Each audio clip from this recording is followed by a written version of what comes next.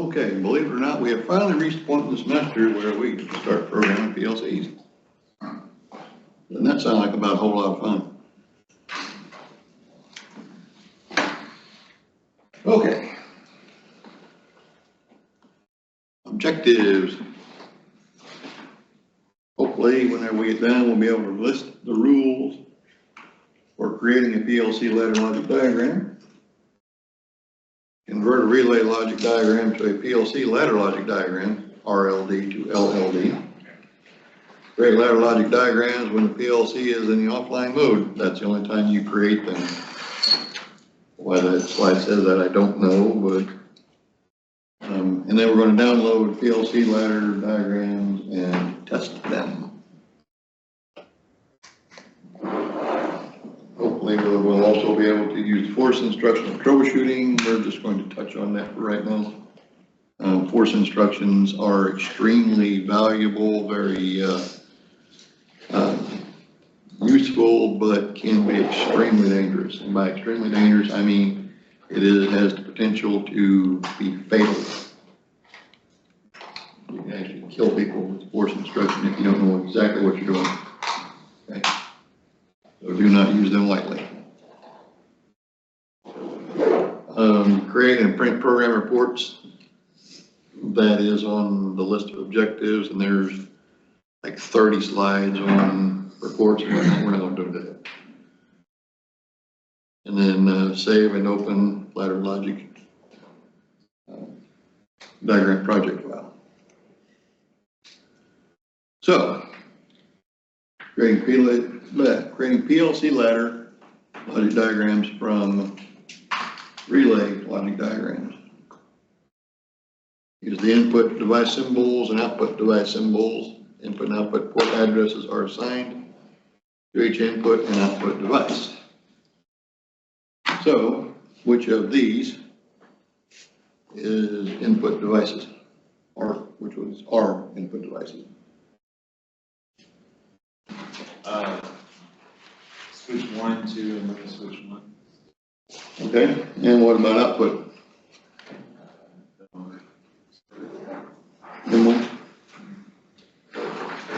Okay, so for our input devices,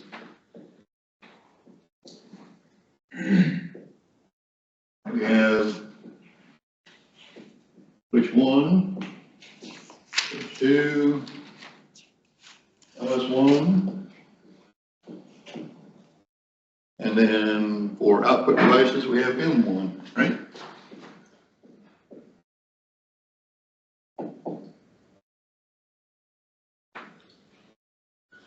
Okay. If you are just the programmer, then the designer or the engineer is going to tell you, hey, I connected switch 1 to this input, switch 2 to this input, and so on. Okay. If you are the designer and the programmer, you get to decide what gets hooked up to what. Okay. So, just for an example, we can put switch 1 at input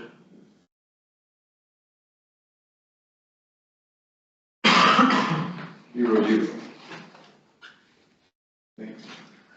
The way you read this, the I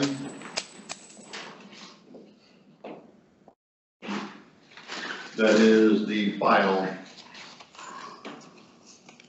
Okay. You'll see this more in just a minute. But that's the file is technically I1, but there is only one input file, so you can leave the 1 off of it and the controller still knows how to use it. Either way works. Okay.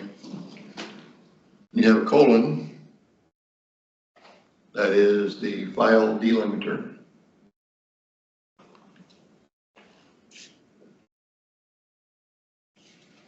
After the colon, you have the slot number.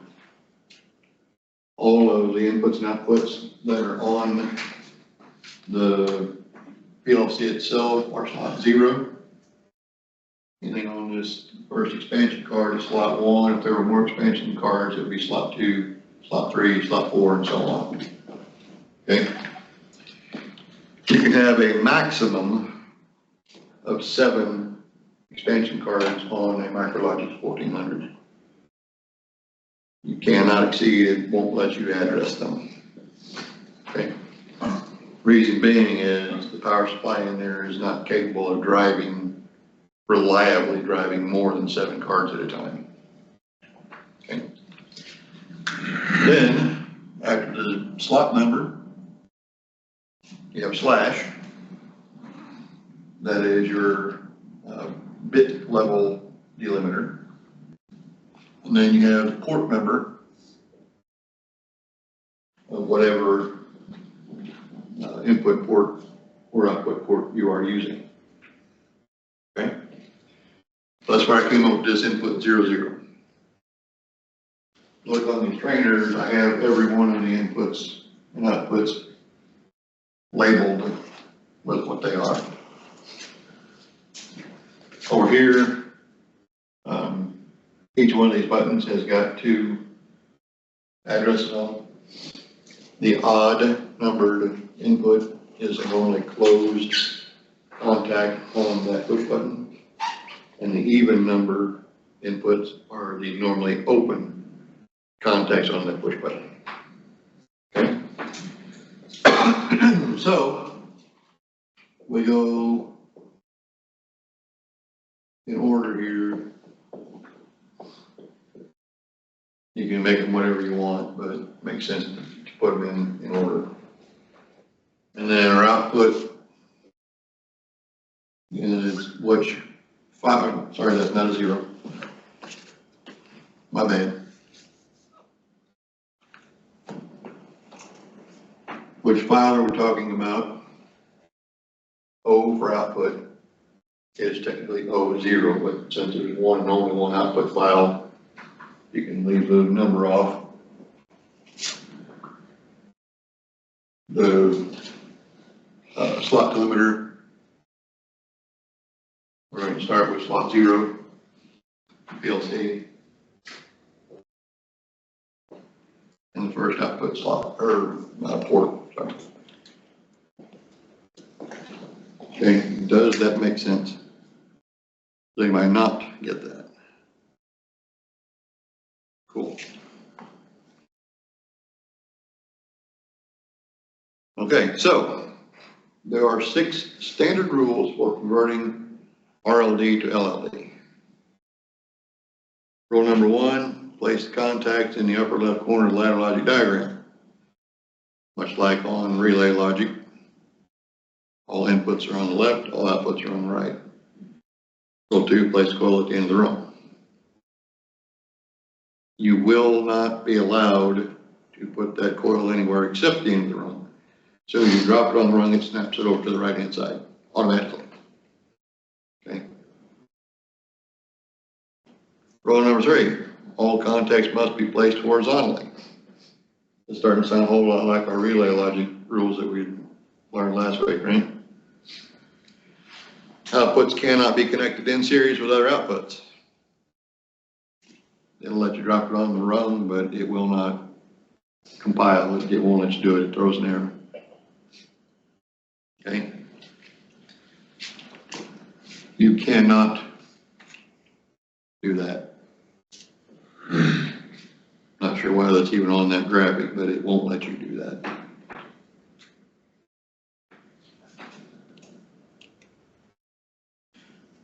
Program execution flow must be from left to right, top to bottom, left to right, all the time.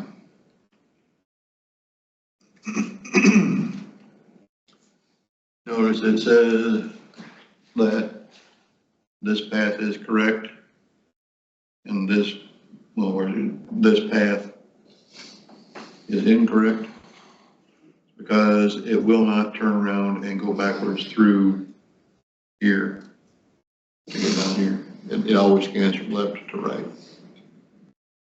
Okay. If it has to turn around and go back to the left, it's not going to do it. relay logic, Will it just not do it, or will it? yeah, it just doesn't do it. Okay. Relay logic, electricity is very lazy, so it will go backwards. And PLC is programmed so that it will not do that. Okay? Which, I guess to a certain degree, makes PLC easier than relay, simply because you don't have to worry about paths that can take in directions that you're not expecting. You know, say it will not do that.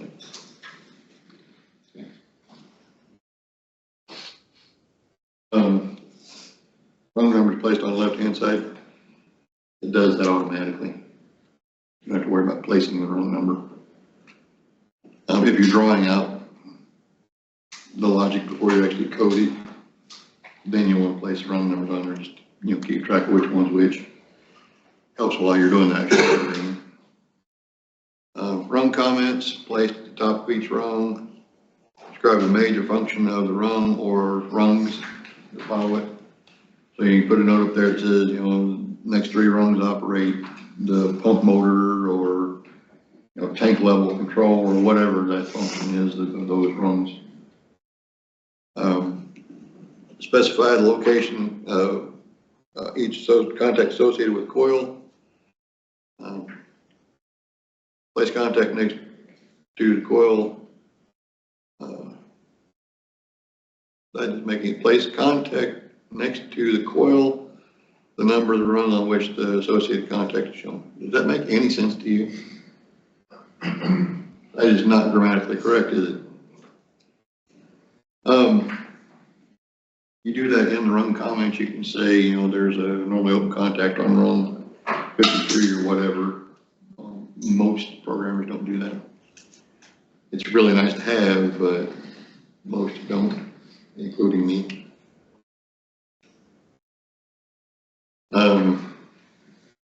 Programming with normally open, and normally closed switches. After constructing the relay logic diagram, assign addresses to each input and output device, which is what we did there. Connect input and output devices to the actual ports. Make sure that you connect switch 1 to input 0, switch 2 to input 1, and so on. And then create your ladder program.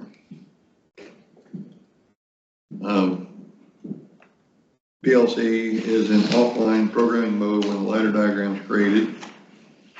Offline mode is the mode where PLC ladder logic diagram can be created. That's sort of redundant, isn't it?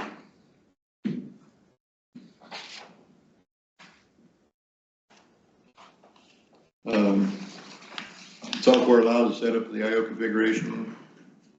Actually, you must set up the I/O configuration. In the labs, we're only going to be using slot 0.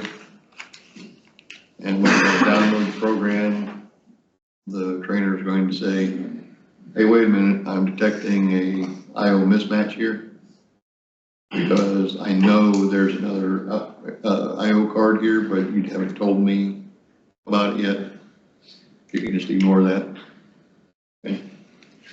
It'll still let you download. Slot 0 is always reserved for the processor. In our case, it also houses 20 24-volt DC inputs, 12 24-volt DC outputs. And then on slot 1, there's an 8-port 24-volt DC input, 6-port relay output. So it's a combination module I/O. Okay. Whether they do 8 and 8, I don't know. But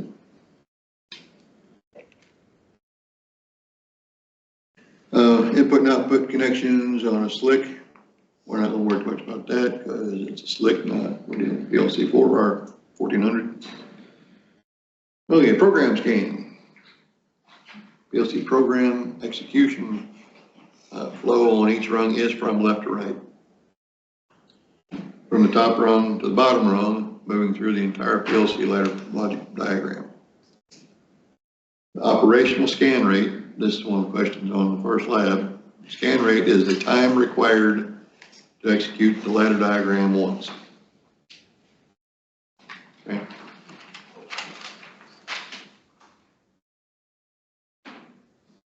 PLC ladder logic diagram instructions are scanned from instruction in the upper left corner and ends with the instruction in the lower right corner. After the last instruction in the lower right corner, scanning restarts. Okay, and there's a graphic I'd have to explain this. The scan cycle is input scan.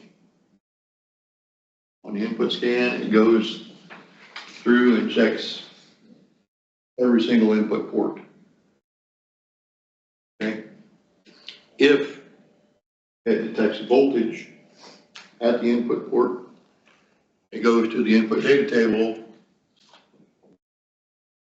and writes a 1 in that address. Okay? If it does not detect voltage, then it writes a 0 in there. That's all input scan does.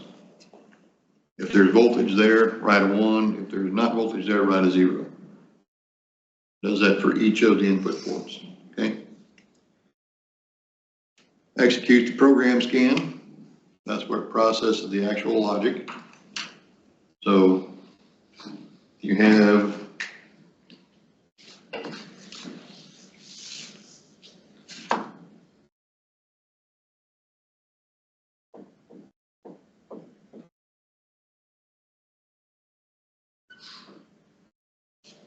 here we said switch 1 was input 0, 0. Switch 2 was input 0/1. LS1 was input 0/2. The output was output 0/0. Okay. So when it does the input scan, it's going to say, is there voltage here?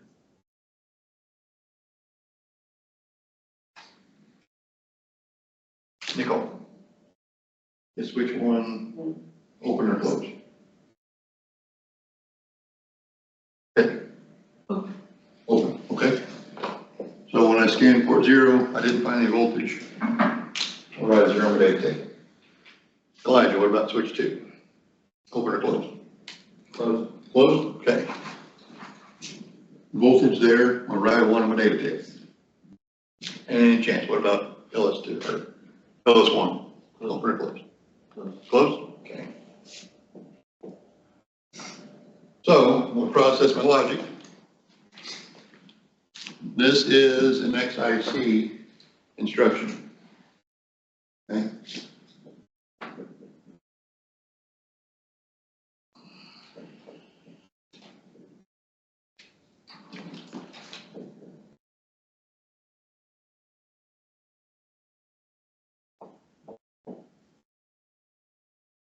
That's where the XIC comes from. Examine it closed.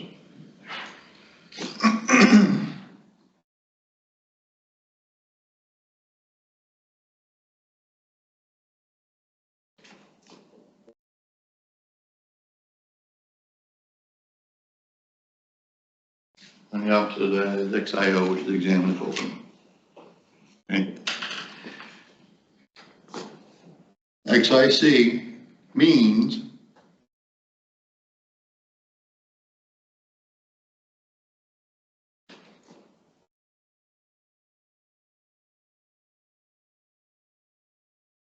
go look for a 1. Okay. XIO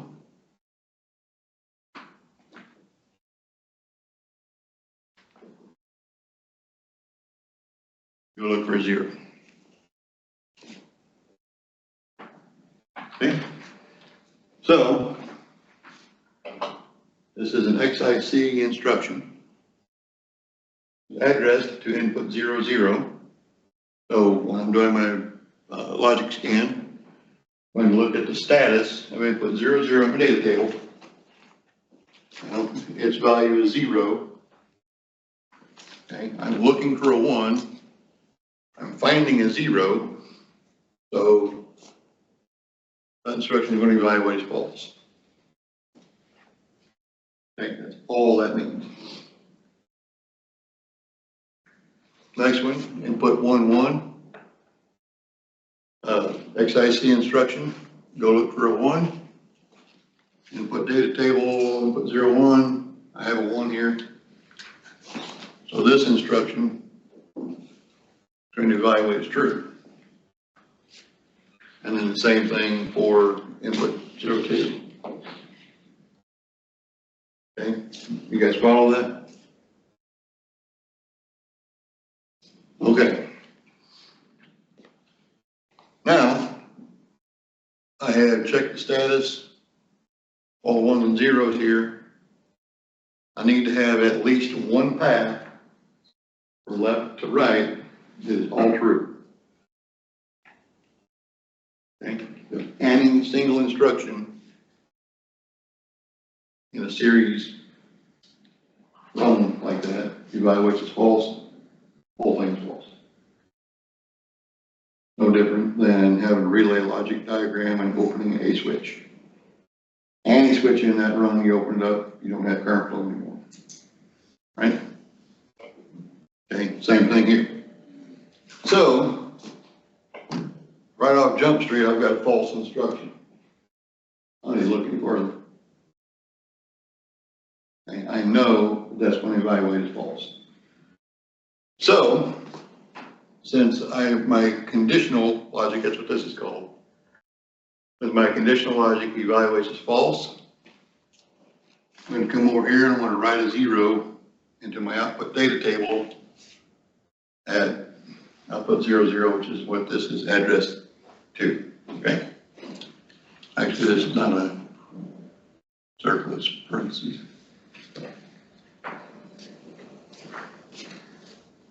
Okay, so I have done my logic scan. Now I need to do my output scan. I'm going to look at the output status table values and transfer them to the output terminals. So come over here and look at my output data table. Output 0, 0 has a 0 in it.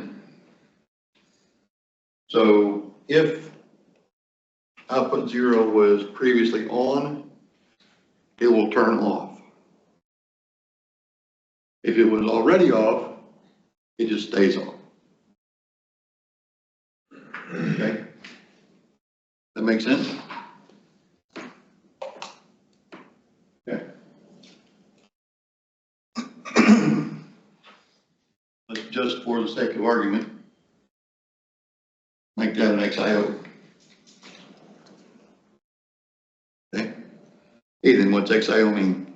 XIO is examine if open. That's what it is. What does it mean? Oh. Go look for a 0 Look for a 0. Okay. Where am I looking for a 0 at? in the, yeah. Input data table, word 0, bit 0. Okay. I'm looking for a 0. I'm finding a 0. Okay. So this guy now is also going to evaluate as true. Looking for a 0, finding a 0, that's true. Okay. Looking for a 1, find a 1.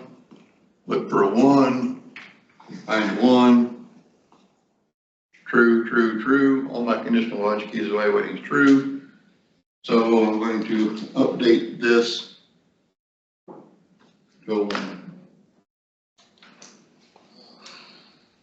Okay, does that make sense? I think so.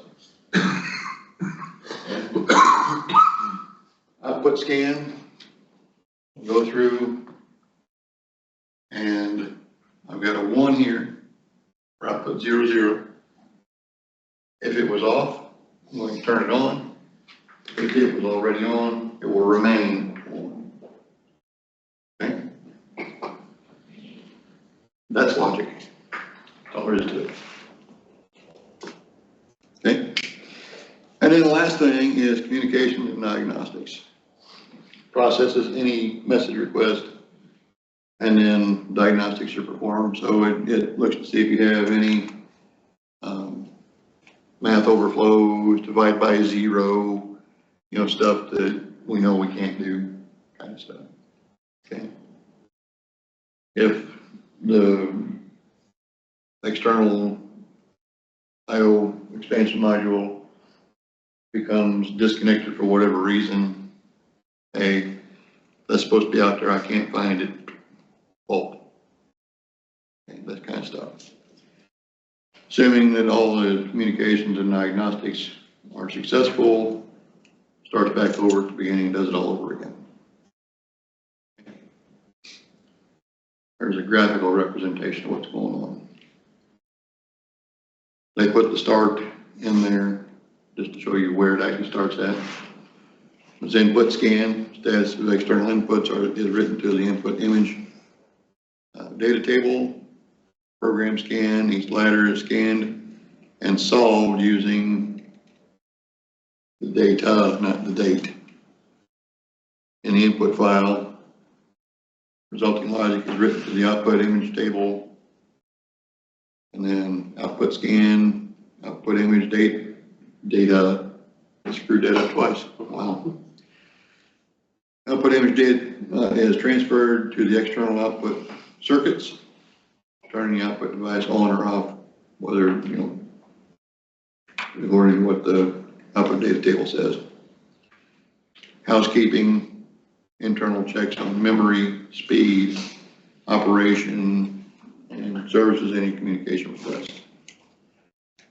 Okay. Internal checks on memory, speed, and operation. Why would it be interested in how fast it's doing it? Anybody have any guesses? So to keep the machine moving. That's part of it. Can you react to a fault more quickly?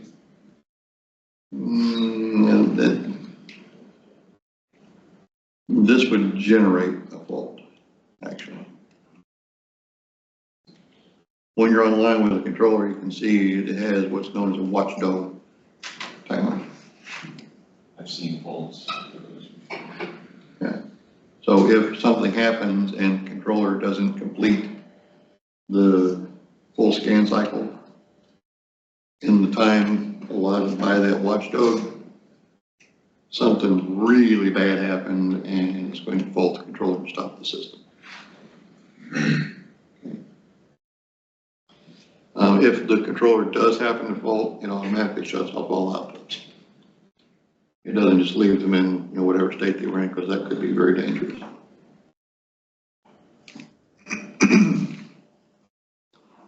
So scanning around, input output addresses are updated. Sometimes specific inputs or outputs may not be updated in time. What that means is, in order for the controller to be able to react to a change in input, it has to see it transition from a false to a true, or from a true to a false. Okay?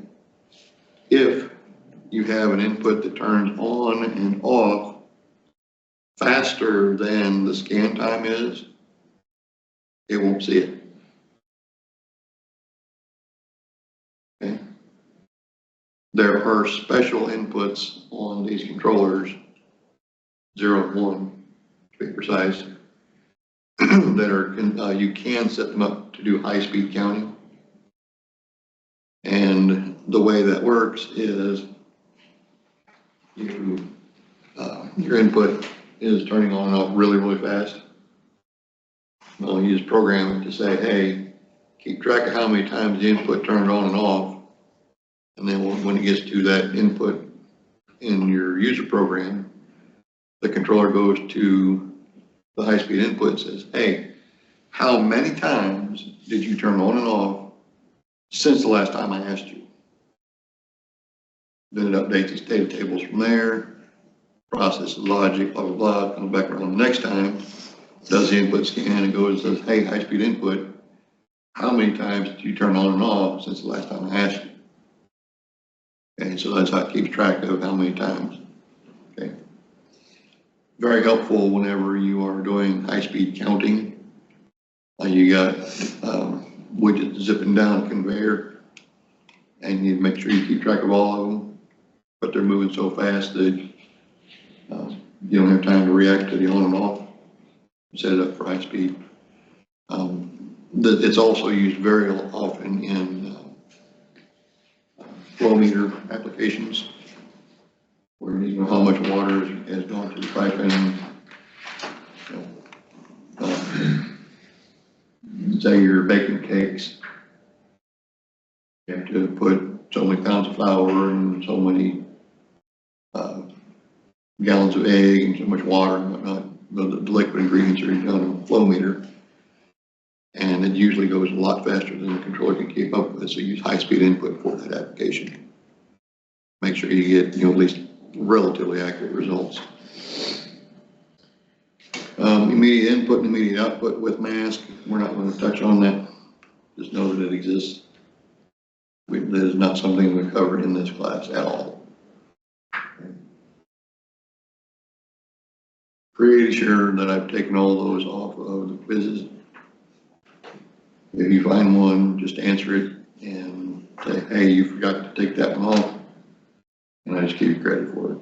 Okay. Output energize, OTE.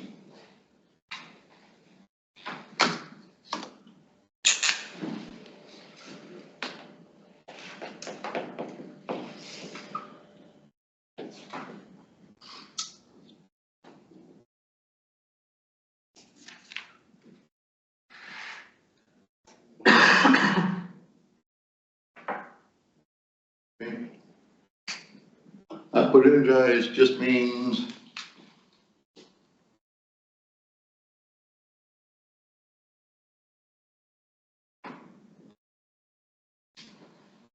right one.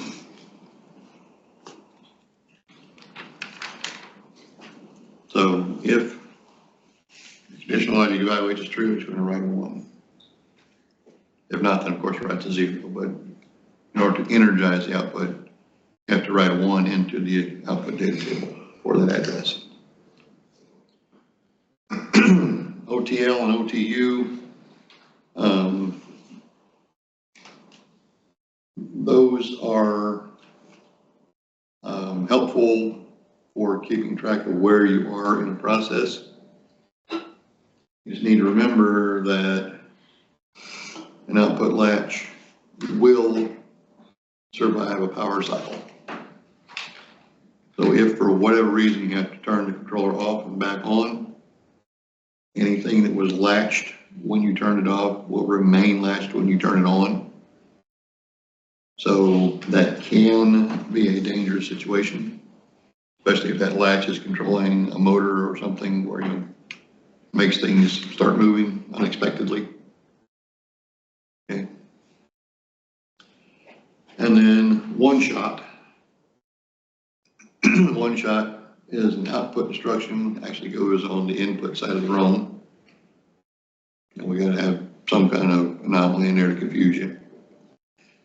But the one shot gives you one output pulse when it sees a transition from false to true, the conditional logic that precedes it. Okay. Every scan after that, let's scoot this over a little bit.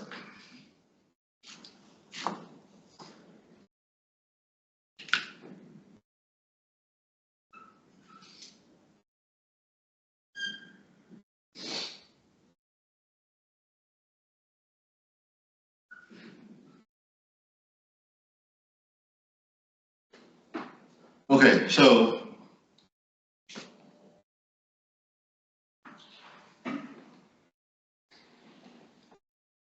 that starts off false, true, true. Okay. Next time I read my inputs, they say that. So this then evaluates as true also. And so you got true, true, true, one shot. This output turns on for one scan. Okay. Next time comes around, does the program scan. Going to see that it is still true. This doesn't do anything. Next time, still true, this doesn't do anything, so on. It has to see this conditional logic evaluated as false for one scan, and then it can evaluate it as true again. One shot, output turns on for one scan, turns back off, and so on. Okay, does that make sense?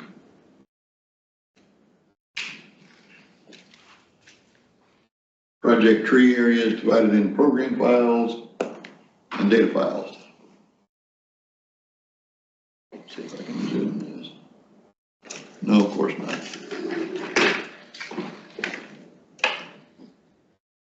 You can in the other culture.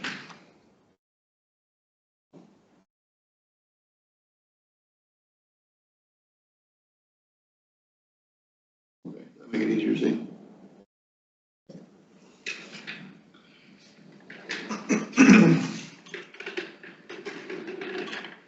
So, program files and data files. Okay. Program files are where the user program lives. And then the data files are down here. When you're looking at the data tables, this is where they are. Okay. You can open these up and look at the contents and see what's actually in there. And we will do that. Program files themselves, there are two, sys0 and sys1. They are not accessible to the user at all. You can't see them, you can't use them, you can't manipulate them, nothing. They are absolutely unavailable. Okay. Main program file or ladder 2, that is the default main program.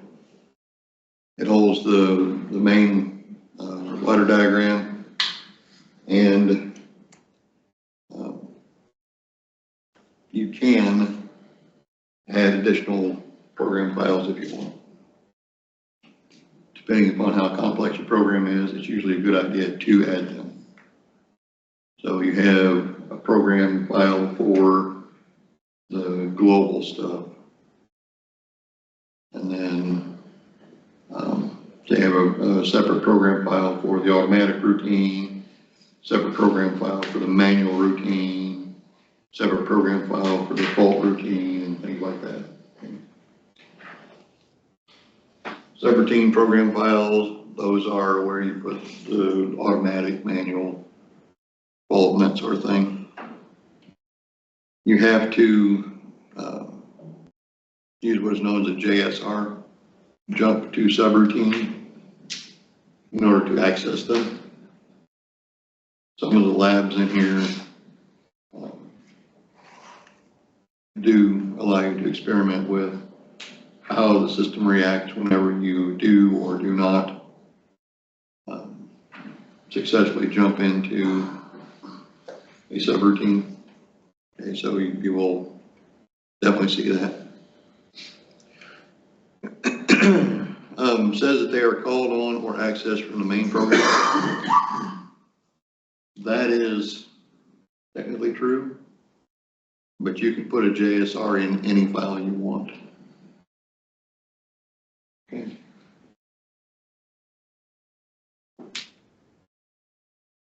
Default data files. You have O0 as output, I1 is input, S2 is status. That's the status of the controller. Has the all the fault bits and the free running clock. There's a whole host of things that are available in that status file that sometimes you want to use for your program. One that's actually used most often is first scan. That bit is set for the very first scan as soon as you click the controller over to run mode. So you can use it to reset counters and data files, routine step numbers, all kinds of things you can use that for. B3 is a bit file. That is where the internal control bits are. If you think of those as CRs, they themselves don't do anything, but they allow you to control other things in the program. T4 timer, that's pretty self-explanatory. C5 counter, that's pretty self-explanatory. R6 is control. We will get into using those later in the semester. Integer in 7 is where the controller stores whole number numeric values, and float F8 is where it stores decimal numbers, so 423.75 or something. Okay, so that is all of the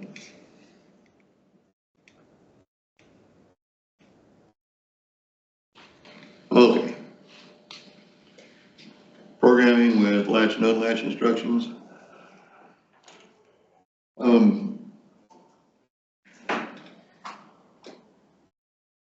Latch and unlatch work hand in hand. You can latch an output or latch any data point on. That means that it will turn on, stay on until you specifically say turn back off again with an unlatch instruction. Okay, so I said earlier that's a good way to keep track of which step you are in a sequential type program. You always have to advance your index table before you can let the next drill come down, go up, index down, up, index down, up, that kind of thing. I can remember where you are in that process. I said though it does survive power cycle. So you're turning latching outputs, real world outputs. Be really careful whenever you power cycle. Another good application of the first scan bit, just go through and say unlatch everything. Okay.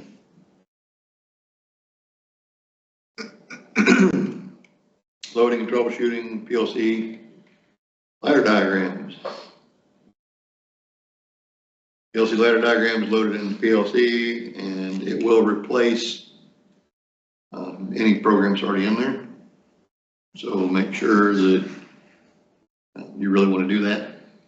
Okay. You place the PLC in run mode and then you can monitor everything live as it's happening on your screen. Okay. I/O device connections, we pretty much got this down, don't we? We've done quite a bit of this already. Run mode, offline, that's not really a run mode. It's just a mode where you're not communicating with the controller.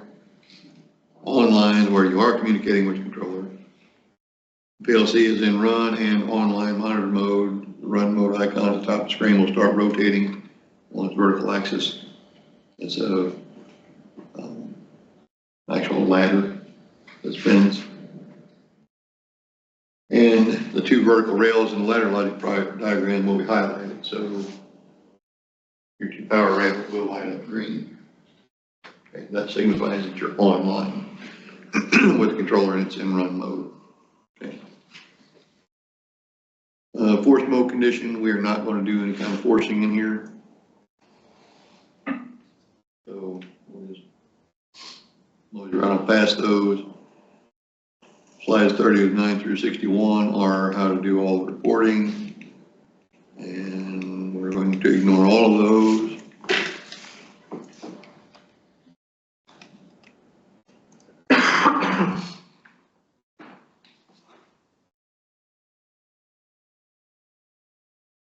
If you guys want to know about the reports and whatnot, you can open this PowerPoint. It is linked on the Canvas page for Unit 6.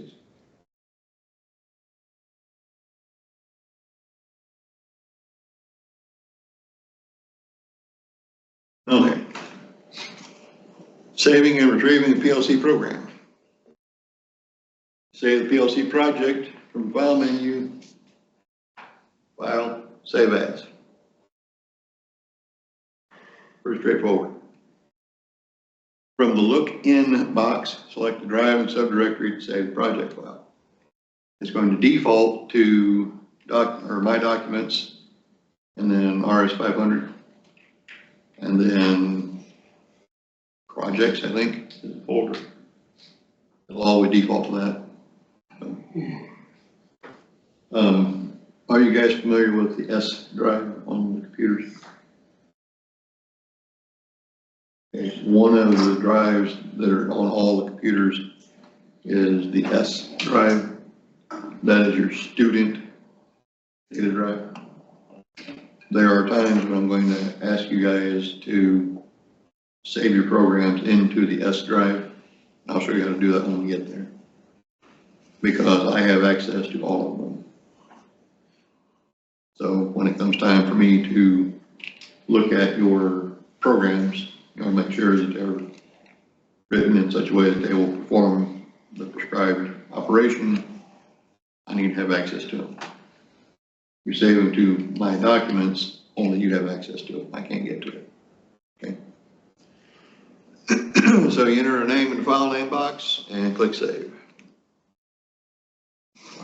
From the Look In box, select the drive in which program is residing. This is bringing it back up. Select the desired project file and click Open. I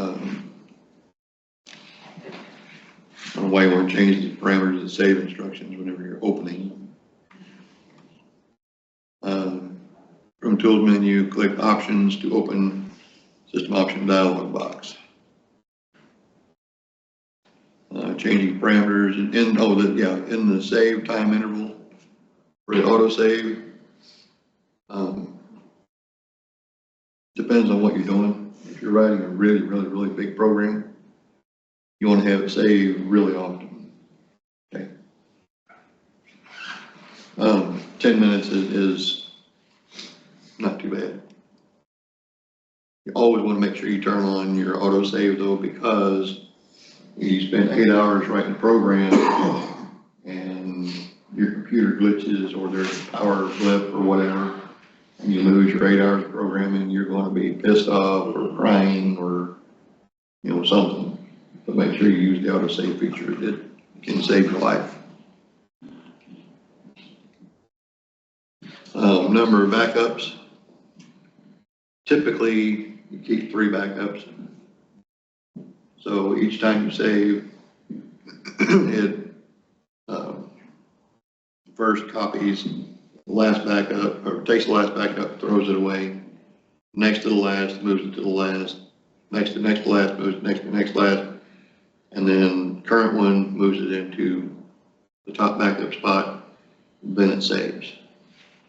Okay, so if you screw something up, you don't remember what you did, you can go to your last backup and recover from where you were before you did the screw up, and you'll hopefully fix it.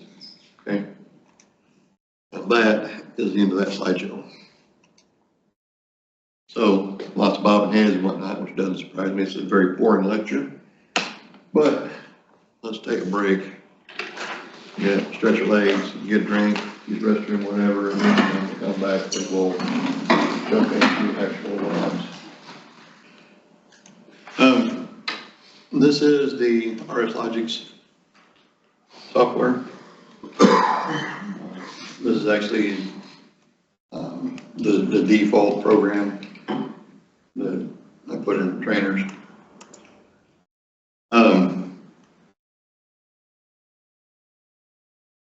Come over here to the data files. I don't know how well you guys can see that. Unfortunately, I can't zoom it. Okay. but that's the status file.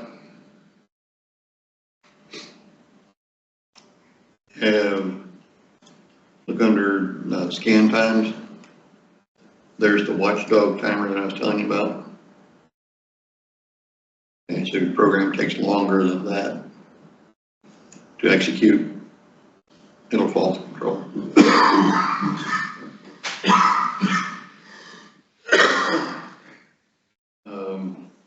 The overflow trap, if you have a minor math error, you don't want to fault the controller.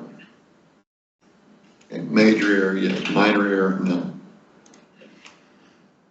And so Rockwell recommends that the very last line in your main program, you're going to unlatch and address it to that overflow trap. Okay, so if you do something where you, you're 16-bit controller, right? So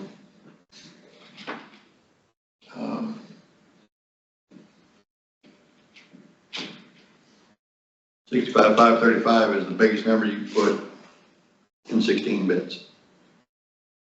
Okay, so if I say take that and add 1, it goes, I can't store that out of bits. Well, that's great, but it's not something that you want to fault the controller about. And so unlatch that minor overflow and move on to life. Okay.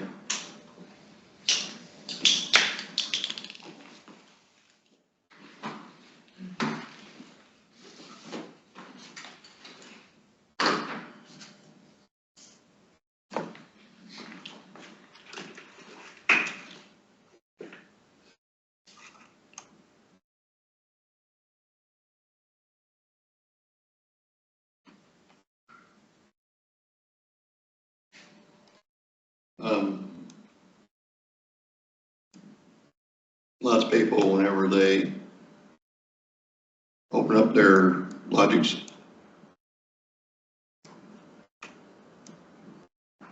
it looks something like that.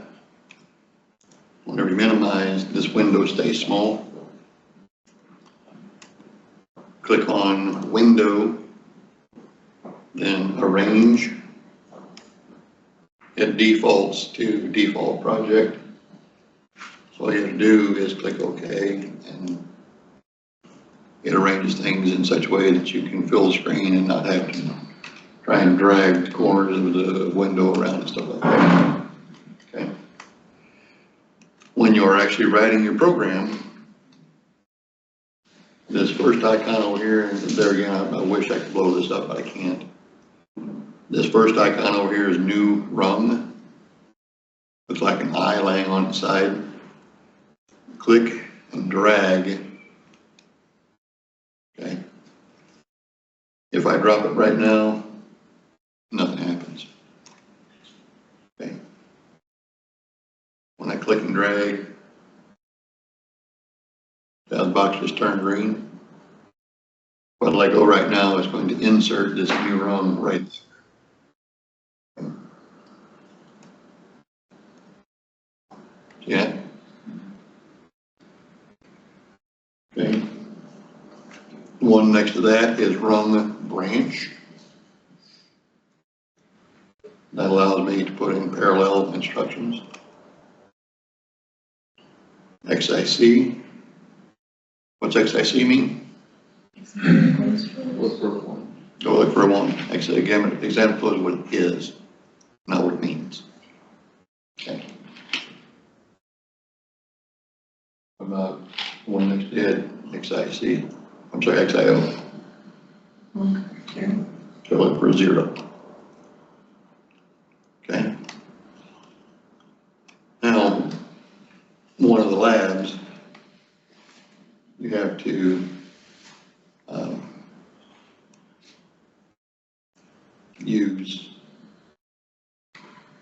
put an output instruction down here. Or rather than dropping it up there, you want to put it down here. Okay. Notice that did not snap down here at the end of the run like the first one did. Okay. All my outputs have to be on the right-hand side of the run. So in order to get this output in parallel with this output, this vertical branch here, all I do is click on it, drag it down, and see the light or the box turn green. Okay, now I let go of it. Now they're parallel with each other. Okay.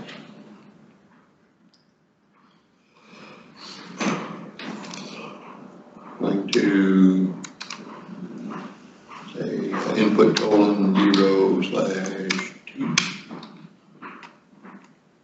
The yellow part is the descriptor. Okay. That is a description of what that switch does. The green part is the symbol. That is SW1, SW2, LS1, that kind of thing goes in the symbol. If I want to reuse this same address, I can click on the address itself.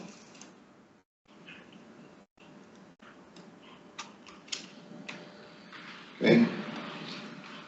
If this instruction is in the wrong place, if I grab the address, all I'm doing is dragging the address. Okay. If I grab the actual instruction, then I can drag it wherever I want to. Okay. You see how that worked? I grabbed the instruction itself, dropped it right outside here whenever this box turned green. It knows it is an input instruction, so it snapped it over to the left. Okay.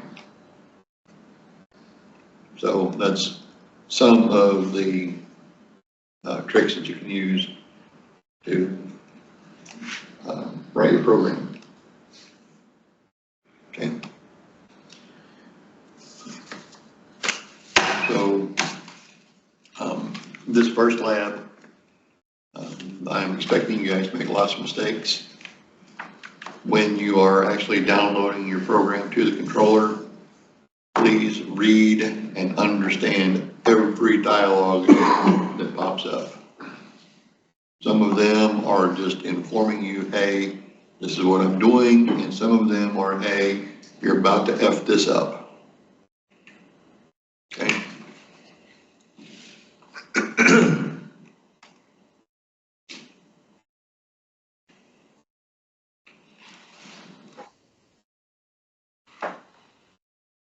Now, creating a new program. You can either click on the new program icon or go to File, select New, or just do Control-N on your keyboard. All three work. This is the dialog that pops up. Notice here it says processor name untitled. Always, always, always name your processor. Okay. For the purposes of this class, just call it your last name. Okay. Like that.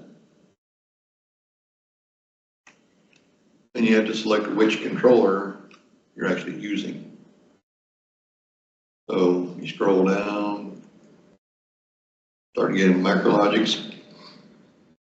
MicroLogix 1400 Series B Enhanced Password Security. That's the one you want. Driver, it should hopefully default to the last driver used. If it doesn't, you can either hit the drop down. Takes a little bit for it to load RS links up, which is a communications program.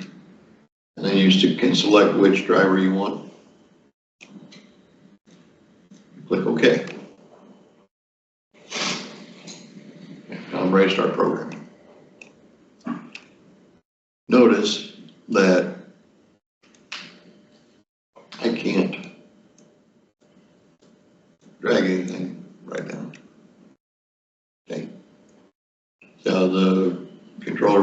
organizer is dark blue and the program window is light blue, that means that the controller organizer is when it's in focus. You can't put instructions in the controller organizer, so it doesn't allow you to drag them. Click anywhere in this window, brings it in focus, and now I can start dragging instructions. This one that says end, it puts it in there by default because it is required. You cannot edit this ROM. No matter how hard you try, it'll allow you to drag the instructions down, but see, I'm not getting any green boxes. I can't drop this anywhere, it won't let me, okay? The first thing I gotta do is bring a new rung down. Now I can start dragging my instructions down, okay?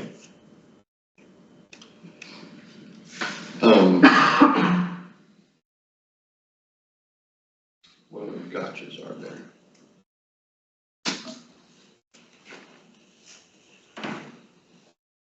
Oh, you'll notice every single one of these trainers has a white label on it that says, do not download a boot fee program to this controller, okay? So, you go here to channel configuration, double click on it. It brings up a channel configuration dialog. General tells you everything about all of the COM channels. Channel 0 is one of the serial channels. Channel 2 is one of the serial channels. The one we're interested in is channel 1, that's where the Ethernet lives. Okay? See this box right here, it's got the check next to it, it says boot P enable. It will default to boot P every time. Okay? So you must come in here, uncheck that box. You see I've got all these zeros up here, they're not grayed out anymore, so I can start interacting. Okay. Every one of these trainers on the front of the controller itself has got the IP address of the controller and the subnet mask. Okay. So if you type, as you're typing the IP address in, if it is all 3 digits, it automatically jumps to the next octet. This one is just 1, so I'm gonna have to tab, or, well, no, tab didn't work, okay. Gotta click over into the next octet, last one. Okay. That one there is 101. Okay. On my tab. All of these are on a class C subnet, which means it's 255, 255, 2550. Again, that information is on the front of the controller, in case you forget. Gateway address is if you're wanting to connect these controllers to another network, internet, administration level, so they can monitor all the production stuff going on the floor, that kind of stuff. Default domain name is if you're connecting it to an actual domain like otc.edu or pepsi.com, you know, that kind of thing. Primary and secondary name server is DNS, which is how you convert www.yahoo.com into an IP address. We're not doing any of that stuff either. Okay, so the only thing you need, IP address, subnet mask. Okay. Always click apply before you click OK. OK does the same thing, but if you have screwed something up, OK just OKs. If you screwed something up and you apply first, it'll say, hey, you screwed this up. Gives you the opportunity to go and fix it before you try to download the controller, because then you're going to say, well, why can't I download? Because you screwed something up. Okay. So apply. Okay. Right. And worry about how to download whenever we get there. Okay? These labs, you're actually going to create, write, download, test PLC programs. Okay? I strongly suggest that you take your book with you so that you have the rules that you need for writing such a program. Okay? All of the trainers are locked out and tagged out for safety reasons. The keys are all here on the board. They are labeled by trainer number 1 through 6, 7 through 9. Okay? Make absolutely certain that the very last thing you do before you leave today is turn off, lock out, tag out your trainer. If you fail to do so, you lose all points that you would have otherwise earned for today. Okay? The reason why I say that is because I'm trying to get you guys in the habit of making sure that whenever you are walking away from your machine, it is in the safest state possible. If you happen to still be working on it, which for the purposes of this class you are, before you leave for the day, you want to make sure that it's locked out so nobody can come along, turn it on, and break the machine, hurt themselves or others. Okay, this is a safety exercise. It is of paramount importance. These trainers do run 24 volts. They're not going to hurt anybody. 24 volts will get your attention, but it won't hurt you. Okay, but like I say, it is an exercise in keeping a safety mindset.